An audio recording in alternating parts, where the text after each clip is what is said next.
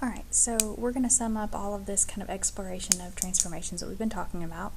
So we know that every function has a parent function, a starting equation that everything is built from. And we haven't really discussed what the parent function of an exponential is just yet. We have it in our notes from last semester, but we really want to talk about that now. So the equation that we kept going back to over and over and over again in the exploration here is y is equal to 2 raised to the power of x, and that is the parent function for an exponential equation. Y is equal to 2 raised to the power of x. That's our parent function. Now, vertex form is our form that allows us to see some of these transformations, and we talked about how there is a more we've talked about linear transformations already and how those have a little simplified version of this. So this is going to be what we do now. It's very similar to what we're going to see when we did a quadratic transformations. So you'll see this again. So I want you to pay close attention to this. So vertex form is f of x was equal to a times b raised to x minus h plus k. So you notice that x minus h is a exponent. So when we've been dealing with just kind of the plain, very basic equations, we've had a times b is raised to the power of x. But there are other things that we can do to manipulate these transformations. Now, we won't do a lot of it in this class. This is more of an Algebra 2 standard, but I did want you to at least be aware of this and have seen it before, so that when we touch on this in quadratics, it's not completely foreign to you, and when you see it in Algebra 2, you've also got kind of a head start here. So here's what happens. When a, this is the number being multiplied by the value being raised to x, this number out here, a lot of times when we're dealing with it, it's going to be a 1. You won't even have a number out there. But when it's greater than 1, that means that this is a vertical stretch. It means that we take that that exponential graph and we pull it up and down, and it becomes steeper than what we would normally see. If that number a is between 0 and 1, if it's a fraction there between 0 and 1, then it becomes a vertical compression, meaning we take that graph and we squish it down, and it becomes less steep than what it was, kind of more gradual slope.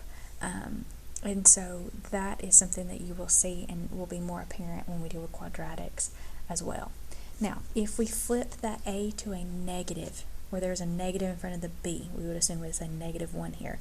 If this right here is a negative, then what happens is we reflect, it's reflected or flipped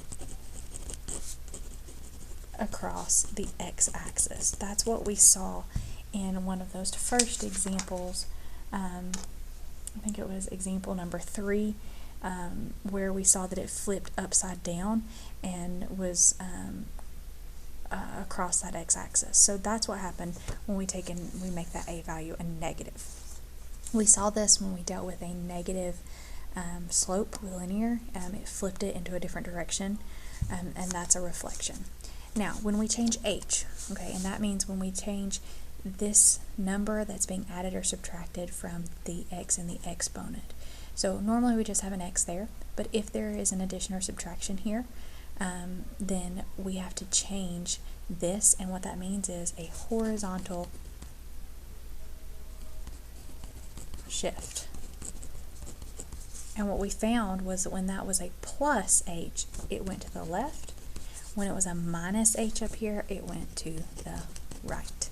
Okay, so that's our horizontal change, meaning it moves left and right from the original equation. Now, finally, the k. This is where we'll see a lot more change than we've seen in the past. A change in k is a vertical shift. When that k is a plus k, it's going to be shifting up. When it's subtracting, it's going to be shifting down. So that's this number, this constant, being added or subtracted from the equation as a whole. That's going to allow us to see it move up and down on the y-axis. Okay, and then finally, what you may have noticed as we work through this is the asymptote is equal to the k value. So when there's no number out here, then the asymptote is 0, and that's what we see most of the time when we're dealing with these in this class, because we're not going to get into these more complicated forms. Most of the time what we're going to see is something more similar to this. But if there was since there's not a value out here, we know that the asymptote is going to be 0. If there was a plus 1 out here, the asymptote would be 1. If there was a plus 3 out here, the asymptote would be 3, because we're moving it 3 units up, or 2 units up, or whatever we're adding to that number. That's why we're going to be making this, these two numbers are related. If we were subtracting it, of course, it would be a negative number down here in our asymptote. So that's kind of how all these are interrelated. It'll make more sense the more examples that you see. And again, I just wanted you to be aware of this. It's not something that you're necessarily going to be tested on. What I would like you to know for sure is that your asymptote is y equals k, and I would like you to